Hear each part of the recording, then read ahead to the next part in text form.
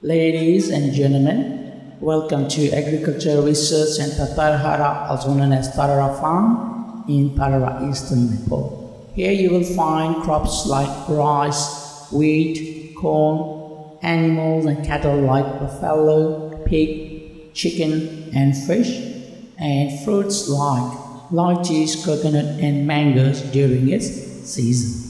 महिला र सज्जनहरू कृषि अनुसन्धान केन्द्र तररामा जसलाई तररा फार्म भनेर चिनिन्छ तपाईहरुलाई स्वागत छ।